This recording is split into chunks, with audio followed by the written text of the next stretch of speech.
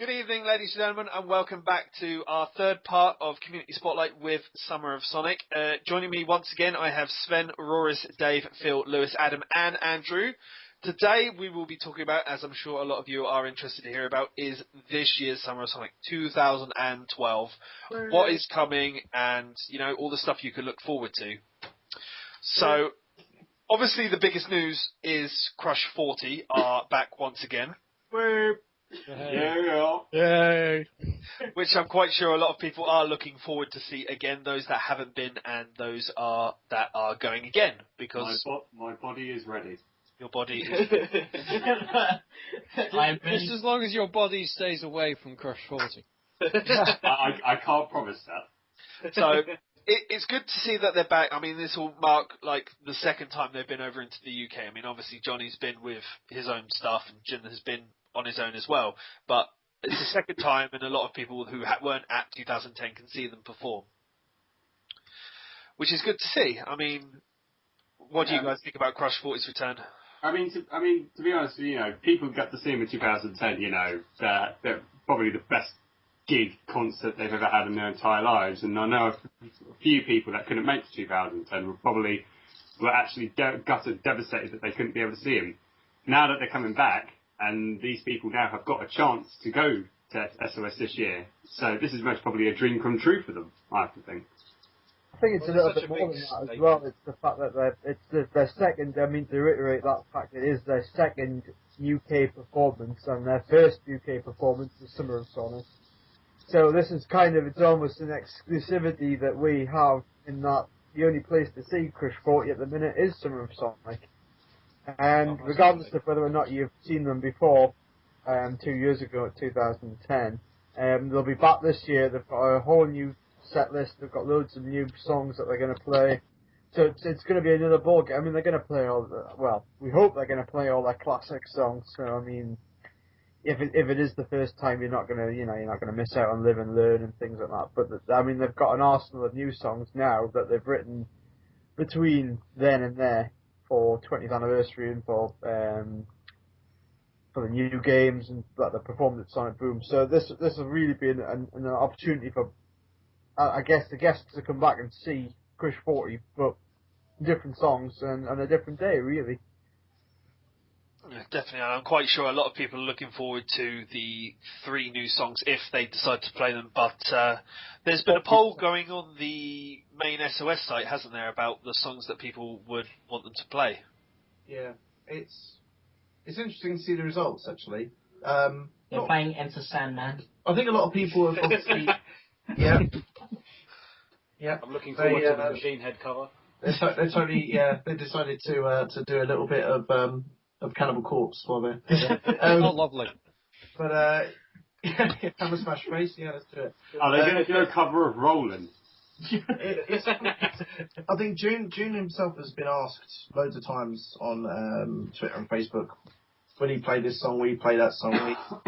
I've seen him go publicly say, well, we can't sing Escape from the City because that's not a Crush 40 song. And they're like, Birdway, I don't care. It's like, well, you have to care because Crush 40 is doing a set of Crush 40. They're not doing a set of June Saloy and Friends. So waiting to be made. June Saloy and Friends. I still think no. But every year June loves coming to Summer of Sonic. It's like a holiday for him. So I think he's really interested to see what the fans want in particular. And the poll came about purely because he asked me to make a poll. There's no other reason behind it. It wasn't me that did it. Well, I made the poll, but June was like, can you please make a poll? I was like, all right. So that was literally how it went down. There are other things that June is planning that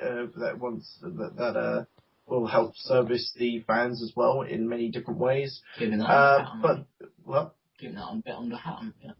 Yes, very much under a very large top hat. But yeah, generally with Crush 40, he's very curious to see what songs people want to see, and it will help set the set list for him. So and Johnny as well. Johnny, it's really good to have Johnny back. It's quite rare because obviously Johnny being quite a big rock singer, there are it's difficult to get him over sometimes with his schedules and everything else and other commitments. So It was really good to be able to have the opportunity to have him back this year as well, and he loves it. He loves Summer of Sonic 2, and I mean, anyone who's been to 2010 Summer of Sonic or seen it on YouTube, they can just see how Johnny is just warm against the crowd, and he treats people react to him positively. He treats the fans like they're his best mates, and really that's why people loved that particular performance in 2010, and why they want to see them again this year, I guess. No, he didn't end up selling his child for for aircon. I want one of your children. It's really good. I mean, another one that we're doing is our very own Dave Luty, Mr. Hogfather, will be doing another edition of Buzz Bombers, I've been told. Oh, yes, I will. Yes. Yeah, I'm really looking forward to it just because of last time Johnny pretty much attempting to take over the show, and I'm hoping we're going to try that again this year because it was just hilarious. Especially the round that was deliberately written for him and the guests, and Johnny didn't even know a single answer to a question, which was just again. Really gave my team a lot of help, that did. Yeah. And yet they still booed you with your child. Oh no! And you lost, and that was the one year that you lost. So by law of thinking that through, I should be winning this year. Why did that? What law of you? Is that how... Karma doesn't work for Buzz Bombers. Yeah. Well, I haven't already given Dave a tenner, so it won't be fixed. So. It's going to be fun. I am really looking forward to Buzz Bombers this year, just because of the new round we've got, which I'm not going to do too much about yet because it's still is in the very early stages of being planned. But I am really excited about it, so I really do hope it's going to come off really well. But what I love about Buzz Bombers in the first few years the first year was a pretty serious competition, I think. But the last couple of years, it's almost descended to the level of almost, have I got news for you? It's almost a joke, half of it just getting the laugh, and I think that's what a lot of people enjoy about Buzz Bombers, is even if they're not up on stage, they're still in on all the jokes. All the jokes are Sonic-related jokes, and all these guys are all, as geeky as we are. So if we get heckles or anything like that, everybody else is in on the joke, and I think that's what makes Buzz Bombers as fun as it is. It's not really about the prizes or winning anymore. Well, it might be about the winning. But, but it has taken on a life of its own, really. I mean, it's there. It's now become a staple. It wasn't there for 1 year and disappear. It's there every year, and it brings back laughs with different jokes, but still, as you said, Adam, that everybody can understand. Yeah. Well, we had hats versus glasses last year. Yeah. I remember looking on Facebook. There's a guy who did a video on YouTube. You can look it up, called the Metallic Hoedown, and I referenced it in last year's Buzz Bombers. And because I'm friends with this particular person on Facebook, I don't talk to him too much, but he's kind of an acquaintance. He was kind of like, Svend mentioned Metallic Hoedown. I love him so much. I was like, oh, and everyone laughed because everyone's seen that video, so it was really funny. But like Adam said, the jokes. It's like being part of a family that kind of get all the in-jokes that you know. It's really good. Like you can, I don't know how to explain it. I think Buzz Bombers kind of helps solidify what Summer of Sonic is all about in a way. Like the whole meeting fellow Sonic fans and stuff. And because you're engaging, or at least watching a bunch of Sonic fans just joking around, there is a prize involved, but they're literally just joking around. I remember when I first pitched the idea to you, it was supposed to be like a type of QI quiz thing that would be really specific for fans, and there would be some fun rounds that people could laugh at. And as it went on, the first one, people were just laughing at random things. Like at one point when I'm clearing off the drawings on the whiteboard, I try and pull the clean thing away, and the handle comes off in my hand, and I'm just looking at it in horror, and there's this roar of laughter coming from the crowd. And it's just stuff like that. I mean, I don't think a Buzz Bombers show has gone without something going wrong, but I kind of hope stuff does go wrong in a weird way, just because it's so funny just to watch our reactions to it all. That's what being British is about. Yeah. We'll laugh about it later. Definitely. No, that's cool. I mean, one of the other things that's been announced this year, obviously, is the return of Nigel and Nigel. And I'm quite sure that there's going to be something special with them this year as well, I believe. Is it there? I mean, they're going to be doing more of an arty thing with a lot of people, aren't they? There will be an art class, yes. Nigel talked a lot about doing something like this for ages. We've never really had facilities to do it. So now we are. Because we've got... are we doing it in the United Nations We room? are doing it in what we call the United Nations room, which is a big kind of... I put a small version of that picture on the Summer of Sonic website in the About page. Just a picture of you. Did you? Yeah, to symbolise Summer of Sonic 2012, because it's the only picture we've got that was of any relevance. I put you. You put that one in? Yeah. You did? Yeah. Alright, edited in the Summer of Sonic logo. Yeah, and you put like a massive like shine against my head. Yeah. Oh my god. Well, it's got to show you entering the world stage. I already get enough stick for being like really egotistical. How's that going to make? Oh, really? That's not the point. Smug git. But yes, no, Nigel obviously doing an art class, which obviously a lot of people want to do anyway, because normally it's just they'll see them, they'll get a sketch and probably get a bit of advice with Nigel. I think he's one of the Nigels they've done in previous years, so that'll be good for a lot of people to see. Another thing is Sumo Digital are back this year with obviously All Stars Transformed. I love it. We can confirm that Steve Lysett will be back. Yes. So there will be a Q&A with him. He's going to be on stage and he will be including a little surprise. Ooh. It's going to be nice. He's going to blow Sven a kiss. I'm going to Also with Steve, he has said on the Sonic Stadium forums, "Oh, come see me after the show, and we'll have a pint." So there is that to look forward to if you're of drinking age. Very nice. If you're of the age of drinking. Yeah.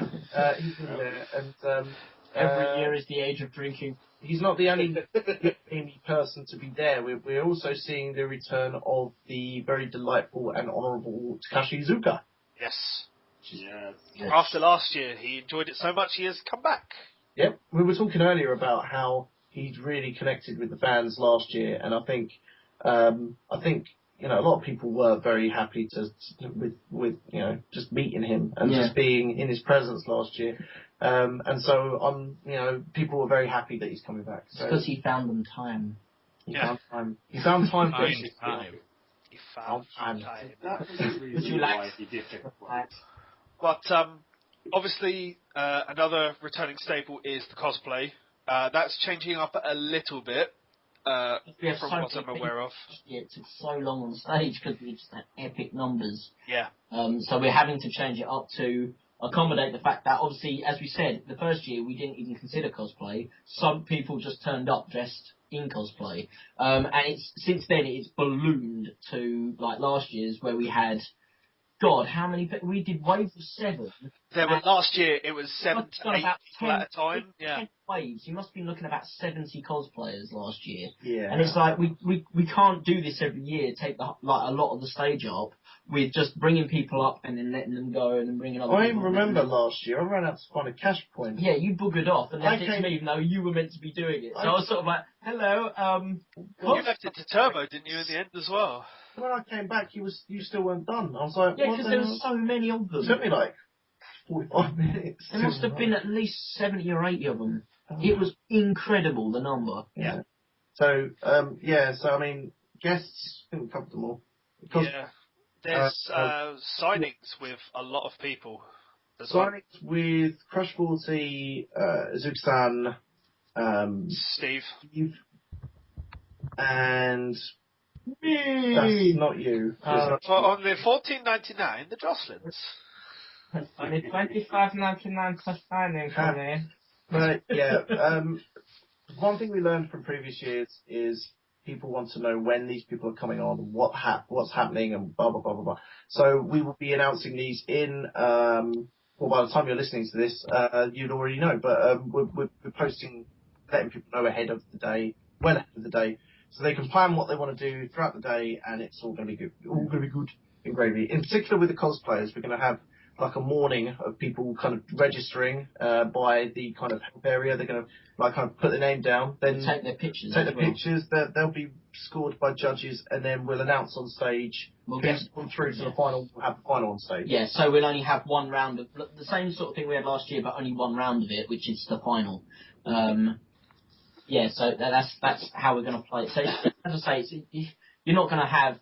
It's not going to be like, you know, people will be ignored or whatever, and you can still obviously walk around the venue dressed up in cosplay if that's your wish, that's fine. If you wish to change, there is also facilities to do that. Don't forget the return of Sonic. Yep. Wink, wink, Lewis. Wink, wink. Yeah, Lewis, you have to see him this year. You keep missing him. Yeah. Hard man to find. Keeps asking. He keeps on going, let's do it.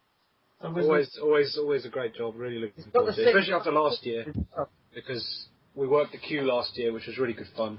Yeah. And we mentioned that earlier in the previous episode, but I was expecting some sort of animosity from the fans because they've been waiting out there for a long time, and we got nothing of the sort because the community is brilliant when it comes to Summer of Sonic. All very friendly, lots of photos taken, really nice time out there. Nice to get out of the heat as well, I've got to say. It was, yeah. So that was a great. No pigeons this year. We will give you aircon this year because God knows how you don't collapse. You just get into the costume, walk out for 5 minutes, and you just go. The aircons just be sort of like those small handheld fans, like strapped inside the helmet. We'll get on with metal blades so you know to keep your distance. I have a severe lack of hair after that. I mean, he'll just have two holes in his hair where the fans are blowing. How many kids have hit you in the shins because they've been out of your sight zone? They're like hit your blind spot.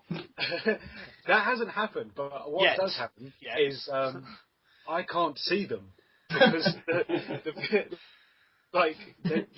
your vision is so restricted that you cannot literally see like below where your mouth is. So I have to get Phil to sort of like, they're down there. To point. That way. One is trying to sample your meat. So we probably shouldn't forget to mention that we've got obviously a big merchandise stand. We've got all the classic. We mentioned Buzz Bombers, but we'll have Club Sonic that's returning because people loved it so much last time. We've got Q&As, and we will also have. But we probably shouldn't forget that people will get the very first live. What live? What's all that? The very first public playtest of Sonic and All Stars Racing Transformed. I've got the name right. Yeah, yes. Sumo Digital is there for a reason. They're showing off the new racing game, which is coming out by Christmas time or something like that, or winter. Let's call it winter to be official. And yeah, it's going to be a blast. If it's anything like the first one, it'll be amazing. It's going to be awesome, man. So I'm looking forward to that. Obviously, Steve and Sumo Digital will be on hand to talk about that, I would imagine, as well as delve into it on the Q&A. Once again, answering why is Sonic in a car? Oh God. So we're making sure that people won't be asking who's in the game, what track's going to be in it, because you're not going to get an answer, are you? No. It's worth asking. I mean, with all the Q&As, it's worth asking questions that are not only information that's good for everybody to hear. It's good that there'll be stuff that'll be interesting as well. So, question. What is a perfect Sunday? What is a perfect Sunday? It is the last day of the week. Anyway, we can't really finish. I mean, without talking about. I want to talk about Sonic Boom a little bit, which is obviously America's version of Summer of Sonic. Now, a lot of people have always gone out and said that they want a Summer of Sonic in this place or that place, and obviously because it's a community fan run to it, completely, and it's obviously not run by Sega. Now, they have seen how well Summer of Sonic has run and done Sonic Boom, which, I mean, if I remember rightly, you, yourself, Svend, and Adam both went to the first one last year, didn't you? Yeah, I think this is probably better answered by me and Adam, really, because we've seen it firsthand. And, the funny thing with Summer Sonic, it's its own beast. Sonic Boom, if you go there, you might see it from afar and say, well, they've just copied or whatever. Or you might say, oh, well, it's just whatever. Whatever you might think of it, it is a different beast. There are many different elements.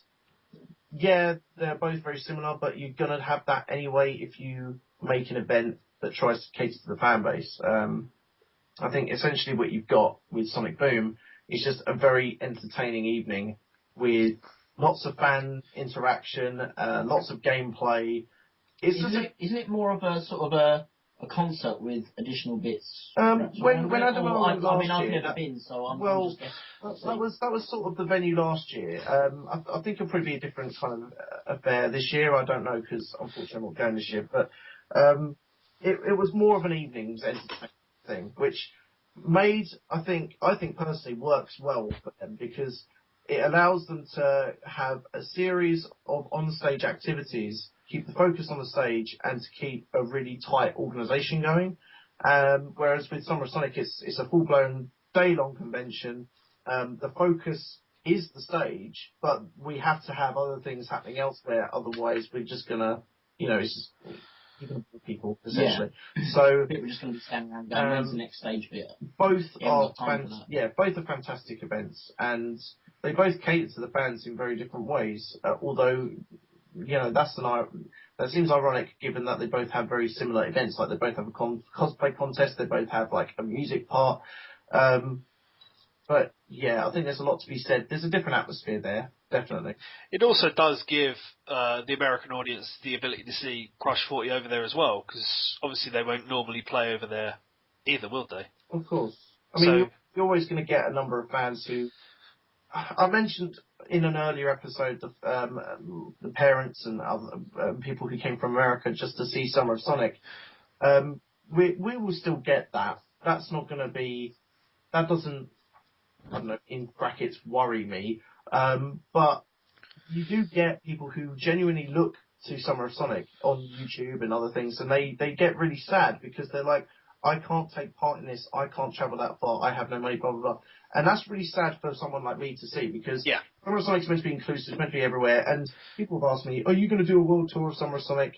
And it's kind of like, well, that's not really, I can't dedicate my life to this. It's just something that a bunch of us do in a kind of spare time, and it's really rewarding for us in that sense. We did it as a worldwide thing. It'd become a job. It would have to become a job, we'd have to get paid, because otherwise we wouldn't live.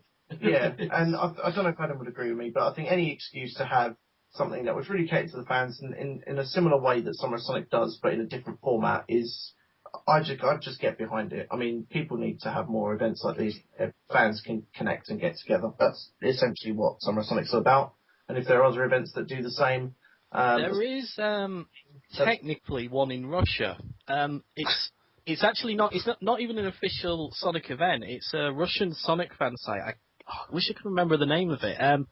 But they do hold a meeting every year I think they have it in Moscow, and apparently several hundred people turned up last year. And it's not official. I don't even think Sega knows about it. But it's literally a Russian Sonic fan site that says, oh, we're going to have a meet-up on this day, and loads of like people a community day out, as it were. Yeah, I mean, people say, oh, why don't you have a Summer of Sonic here? Well, you don't necessarily have to have a Summer of Sonic to get the same feeling that we do. Just try and organise a meet-up with similar fans that live in your country or wherever. I mean, that's the thing. People seem to think, oh, just set up a convention, people will come, but there's no guarantee. The only reason we thought there was a chance that we'd get at least some people to arrive is because we'd already had fan meetups, and that's we've always like people in America especially going, well, it's huge here, it's like, well, just arrange a meetup. Even if only 3 people come, that's a success. You've met more people.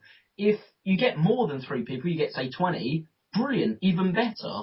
But if you're meeting other fans and you're making connections, and you do it say on a regular basis or make it open, even if for the first several times you only get a couple of people come, you're still having a success because you're still meeting like-minded fans. And over time, people go, well, actually, that event isn't a farce or isn't going to just get cancelled. It's regular, I can appreciate it. And more fans are going to come because they can trust you as an organiser of that. Yeah. It's not. It doesn't cost you anything. It's just a bunch of fans meet in a pub or a club or an arcade or wherever and just have a laugh. And that in itself, I think, is where you need to start if you're gonna, because as Svend said, it's not about making a Summer of Sonic in my country where I am. It's about connecting with fans, which is what it's all about. If that's what you're after, go for it. Don't wait for someone to set up an event for you. I mean, we have said this in other interviews, and I know if I wasn't staff member, this would be my number one reason for coming back every year. And it's because of the friends I've made and the people that I only get to see once or twice a year. And that would be the reason why I would keep coming. So even if there was no Summer of Sonic ever, and it was just literally, oh, let's meet up on this date, and we'll go here, we'll have a chat, I would do that. And that's probably the attitude you've got to have to it if you want to organise something like this. Sorry, just moving back to the Sonic Boom. I haven't said anything yet for a while. Just moving back to that, Svend took the words out of my mouth. Sonic Boom is a different beast to Summer of Sonic. It's first and foremost because Sega has organised it essentially, and again the whole night. I mean, it is sort of pitched almost a nightclub thing, and I would say maybe a little less pitched at the getting the fans together. Essentially, it's an event where fans can come and see a showcase of Sonic things, which is, I guess, a little bit like what Summer of Sonic is, but I would say SOS is a bit more fan-centric, whereas this is a bit more showcase. This is what Sega do, yada yada. But it was just interesting to see, and I've actually had quite at length conversations with Sega about this as well. The cross-section of people who come to both of these events, and I definitely saw I don't know whether Sven would agree with me in this, but with Sonic Boom, I would have said that was the sort of the fan base that was coming to that was a lot younger than the fan base coming to Summer of Sonic. Oh, so really? That also has an effect on the dynamic of the event as well, because obviously Summer of Sonic, I would say at Summer of Sonic it's generally late teenagers, young adults, sort of young 20s, and I think that's the kind of person who comes to Summer of Sonic wants to network, wants to make friends. I think at Sonic Boom it was very much geared to a younger audience, and it was sort of a more of an instant entertainment thing. It was like, this is happening on stage right now, you've got to go and play these games right now, this is happening. And it did give it a different dynamic, but again, Sega are looking at it from their point of view, and they're both fantastic events. I mean, I loved Sonic Boom last year. It was a great event, and I wish... Well, definitely. I mean, the main thing is that instead of people asking to see, can they have this in this part of America, I mean, it already happens there.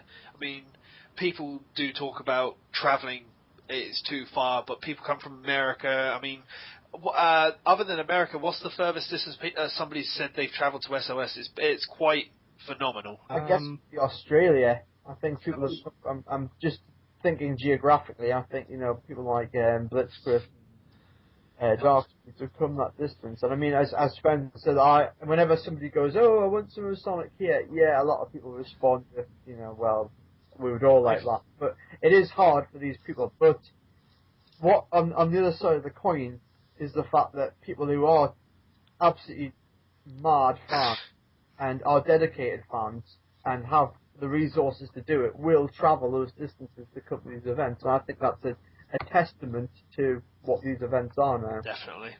I think the first Summer of Sonic, we actually had someone from Brazil. Oh, really? Yeah, someone from Chile last year. Yeah. Chile, yeah. Jeez. Lots of random countries. It's cool. But, I want to move into one final question, obviously, before we wrap this up for the week and just call it the end of the session, because it's been great having you guys here. SOS, Summer of Sonic Future. Obviously, it would be nice to see if it does have one, and if it does have one, what would you guys, like to see included as part of it, and where would you like it to go? I think this is probably a question done the way we did the first question, which is one person at a time, so everyone gets in here. I guess I'll go first. To be honest, it was every year it's always up in the air if we do another one. I think it's not down to whether we can actually have the resources to do it. I think it's more the fact that this is time out of our day, and it's a lot of effort, blood, sweat, and tears by a lot of different people, not just me, not just Rory, not just Lewis and Adam, a lot of different people. And last year people apparently thought we weren't ever going to have another one, which is odd, because we never actually said one way or the other if one was actually going to happen. But I would like to keep it running. I mean, I have no desire to stop at the moment. this year has really proved that we can actually, fifth year in a row, is proved that this is an idea that has legs and just keep going and going and going. I have lots of ideas. I'm sure the rest of the guys, both in this chat and elsewhere in the volunteer staff, have many ideas that can help improve the Summer of Sonic experience, or even new ideas for features and guests and things. Because as Adam mentioned a while ago, we had Julian Kay, and that was a bit of a curveball as a guest. It wasn't something we could think of, but it was good for us to do that because we want to cover all elements of Sonic. We want to cover everyone that's ever done anything with Sonic. So because we can't have everyone in the same room at the same time, we have to do it in obviously, one year with this or 1 year would do that. So I'd like to take more, in quotes, risks, like we did with Julian Kay, like bring some of the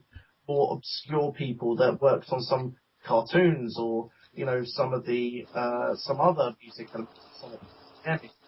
That's what I'd personally think.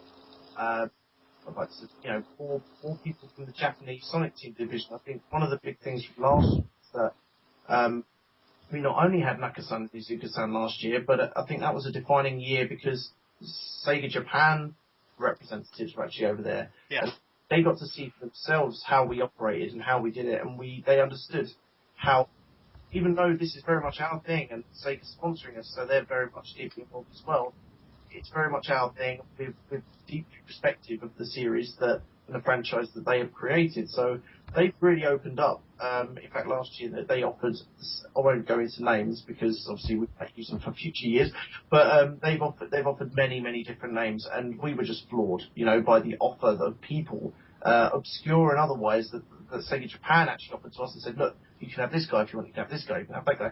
So there are many different ways we can mix up the features, the guests, the everything. But I think every time we come out, I'd like to think we come out of it learning something, right? I think that changed last year because last year really defined the event as less of an amateur operation and more of a professional thing run by fans, officially endorsed by Sega. So there are things we can learn, but I think the future is bright. We can do many more things. That's cool. Okay. Well, I jumped off because a lot of things that have been said over the years of Summer of Sonic is, while don't get me wrong, it is fantastic. There are a lot of base elements that are often sort of skimmed over. So for me, I'm probably going to be the dullard out of everyone here because the reason I jumped into co-organising was because I wanted to fix the base level stuff and get the really mundane, dull crap out of the way and get it smooth. Yeah. It's simple things like rotoring people and getting sort of the basic makeup done, because I mean last year, and you've got to bear in mind these people are volunteers, they're not paid anything, they do it purely for the love of it. And I'm going to make a massive shout out for Ian Bennett, B-Man, and Jay Williams, Disco Ponies, because those two were bloody troopers last year in 2011. Bear in mind this is an event that takes place over they were there from 8 o'clock in the morning, and they didn't leave until after we finished, which was 8 o'clock in the evening. So it was at least 12 hours stint. They did not move from that tech desk.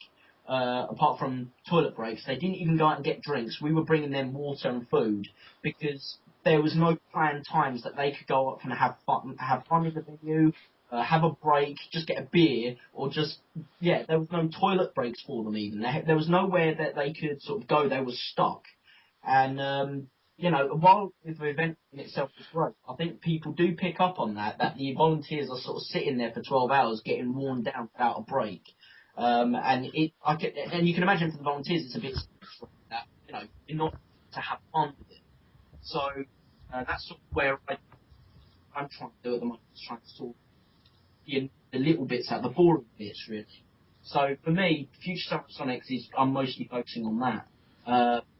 However, what I would like to see is, I don't know, I think what I'd quite like to see is a bit more well, I loved Club Sonic, so I'd love to see some more of that. Maybe, I mean, it was only the first one last year, and I'm sure it will get this way anyway by natural progression, but sort of more variety of songs, things like that. I mean, but I'd also love to, if there was a way to get sort of, not necessarily an orchestra, but sort of different genres, not theme pop songs necessarily, but for things like bridge zone music, things like that, which I'd like, some of the older tunes, which I absolutely love. Yeah. And somehow get a different genre of music, because we've had awful lot of pop rock. Hey,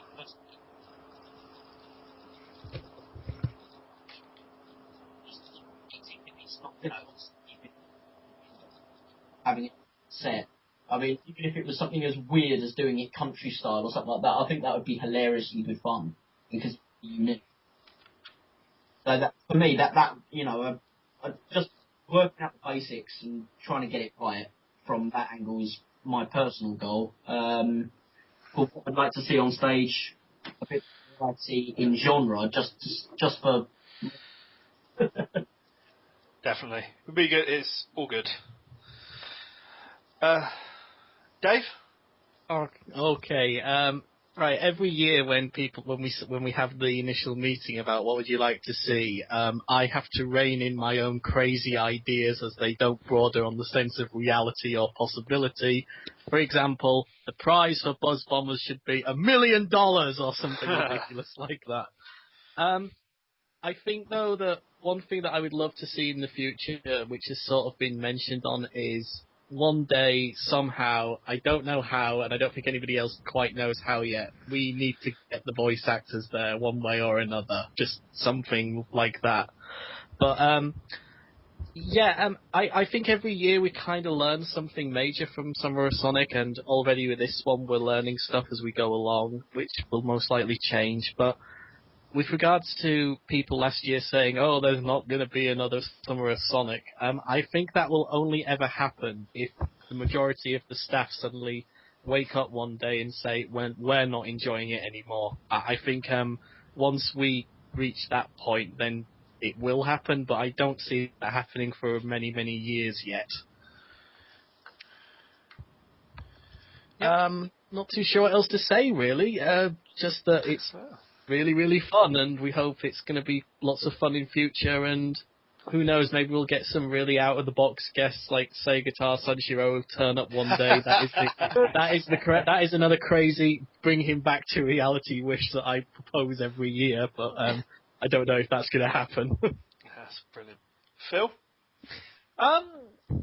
Well, to be honest, I think we've got a very good mix as it's going at the moment. We've got a good balance between guests visiting, what's going on stage, and the people on the floor, the signings, and all that.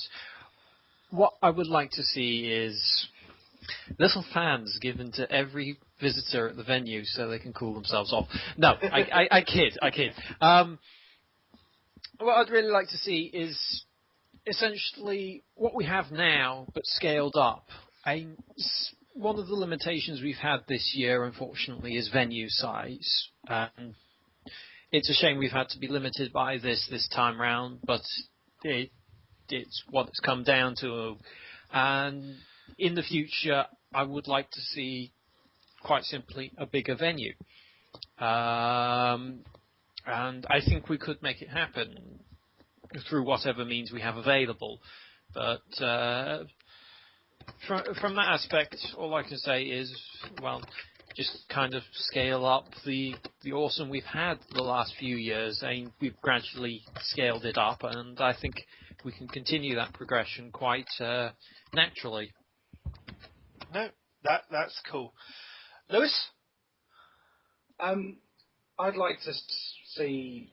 Well, obviously the focus with Summer of Sonic is it being a fan convention with fan volunteers, and it's just I'd like to see more space and more accommodation for fans to relax and have a chance to talk to each other and generally get to meet new people and things, which is what worked really well last year. Is we had the canteen, which was away from the main hall where people could sort of take a breather and have a chat and whatnot and grab some food, and it worked really well. And it would just be nice to have more areas like that where you can sort of take a breather, chill out, get away from the noise and the carnage of all the queues and things like that, and just and talk with your friends and meet some people and whatnot. Because that's one of the things that I really, really enjoy about Summer of Sonic is making new friends and talking to new people. And I'm sure that's the same for a lot of people. I mean, I've made so many friends through the convention, and yeah, I'd like to see a continued focus and a greater focus on, you know, fans meeting each other and just having a chance to kick back. Definitely. It's always good to see people. I mean, people have made so many friends through this, and it'd be nice to keep going forward. Totally. Adam? Before I go on, I just want to make that point. I mean, the point about how the staff operated this event. I mean, as Rory said, are just people at this event. I mean, there are so many people now involved in this who do this they do this out of the love for the event itself. And they don't get, well, they stay very, I mean, I know sort of myself, Svend, are all very prominent. There are a lot of people like Ian, B-Man, Jamie Disco Ponies, who are just sat there all day doing basically keeping the event running. And they do not get enough credit, and I think, hats off to them, or my hat off to them. And I mean, there's a lad called Oscar who's always on the merchandise, these people keep this event going. And what I would like to see is, I mean, as our event grows, I would like to see our family grow, our Summer of Sonic family. I mean, you're involved this year as well, Pete, to a much greater extent, and we've got loads of other guys coming in. I would like to see more people do that. And I think Phil touched on this, and a few other guys touched on this as well, with the increase in size of the event. I think an increase in size is an important factor, but I think that comes with the evolution of the event. I think the event needs to constantly be in flux as it is at the moment. I think if we start doing the same thing on a bigger size, we'll start losing steam on it. I think what keeps Summer of Sonic alive is you don't know what to expect every year, and every year it's different. We don't just have the same people showing up to do the same things. Every year it's different. And I would really like to see an evolution of the event. I mean, I think definitely the next stage up for this is big convention centre. And I would almost like to see the music side of things become almost an entity on its own. Maybe have the Summer of Sonic event during the day, and then in the evening have the bands playing a concert, or even out on there, as Dave will say, out there on the borders of sort of dream and fantasy, is almost having a day dedicated to Sonic music, which I don't think we're too far off right now, to be honest. So yeah, I want to see this event evolve, and I want to see our Summer Sonic family grow, as it is every year at the minute. Okay. Always good to see. Andy? Yeah, as what Adam said, I'm completely agree with what he said. I think we should have, I want to see SOS grow and, something bigger. And when he said, have like a convention center, who knows? Maybe give it, say, 5 or 10 years time, we'll probably take the XL Center, kick MCM out or something. you never know. You never know. But no, I mean, for things to change at all, I don't want anything. There's nothing to change. I think both conventions that I went to were fantastic and amazing. Everything was just great. Everyone was enjoying themselves. Everyone always enjoys themselves at SOS, and that's always the main thing. If I see someone with like loads of people with smiles on their faces and laughing and talking to people and having a great time, we've done our jobs, because everyone is there to have a great time and to enjoy themselves, and that's the main thing. But I do want one thing though. I want SOS to like go through to at least till 2050 or something. if it can, for future generations to keep going and going and going, I want Summer of Sonic, even though we might be probably dead and buried, then I wanted to go to the year 3000. Well, we'll be, is that where we should busted still alive? Yeah. They'll freeze our brains and put in robots. Yeah, we'll still have Svend. Mecha Svend will be presenting, and I'll be all back. Zombie T-Bird on stage. we'll most probably be underwater, but every time, you know, everyone's going to be having like, you know, the underwater theme tune, and everyone has to get their bubble. Get to buy the bubbles at the bubble shop. Anyway, Dave, you had one more thing to say? Yeah, the thing with what Adam was saying about we want to extend our Summer of Sonic family. Every year people say, "Oh, please can I volunteer? Please can I help out?" And that is awesome that people want to do that. But one thing people need to remember is it is a lot of work, and I don't think people fully understand just how much it is. Because last year, for example, me and the other guys who were giving out the goodie bags, once we were done with that, we then spent another half an hour carrying out boxes of junk to a random trash compactor down the street. So, yeah, it's great that people do that, but if you do say, even if it's just in a passing comment, oh, I want to be a staff member, or can I help out? It is a lot of work, you've got to remember that. So, but it is great that people do that.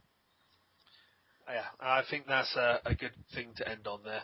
So, it's been a good couple of episodes. I'd like to say thanks to Sven, Rory, Dave, Phil, Lewis, Adam, and Andrew for joining me for these. Thank you. There are a great many people to thank for SOS in general over the years. There have been a great many volunteers, some still present, some that have left. And it'd be nice to someone had a full list of people to thank. I'll read out the list that we've got so far of people who are definite. There's still a couple of people that are tentative. Yeah. So, but the full list of volunteer staff at the moment reads as Svend, Dreadknux Joscelyne, Rory, Roareye Joscelyne, Lewis, SonicYoda Clark, Phil, Vger Sims, Graham, Fast Beat Seaward, Gavin Story, John Turbo Finlay, who's there every year, Chris Blitzy Nielsen, Jamie Disco Ponies Williams, Ian B-Man Bennett, Jonathan Dixon, Pete Nevercote, Andrew Cupcake Wilson, Adam T-Bird Tuff, Kira Thrush, Oscar Taylor Kent, Jay Ziech, John Elliott, Kieran, Mark Sonic Mark, Laurie Durham-Muir, I don't know how to pronounce her surname, Laurie Steve Stevenson, Dave Hogfather Luty, and Lee Howard, and we've got 2 reserve staff of Dane Stone Cold Austin, and Simon Shirley. And there's also going to be 30 Sega and IP staff assisting us. That's how big it's gotten, people. There's just under 30 of us, and then there's going to be 30 additional staff. Exactly. Like Sega and the IP people that they've hired in.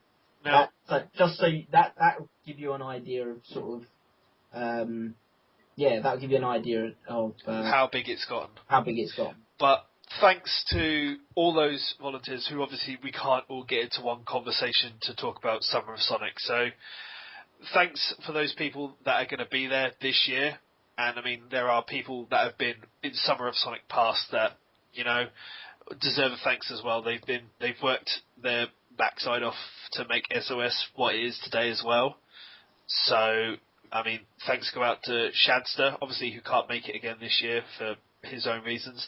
Earthart, who was security for the first few years. There's Flyboy Fox, who can't unfortunately make it. And obviously Kevin Eva, who was part of organising it from the first couple of years as well. So a great deal of thanks goes out to all present and past staff, and obviously whoever works in the future.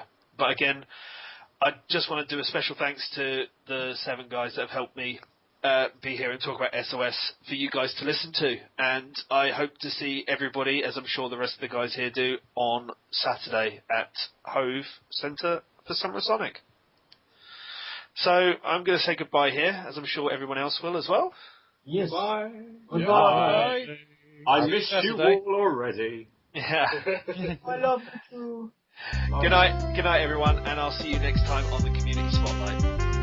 Yeah.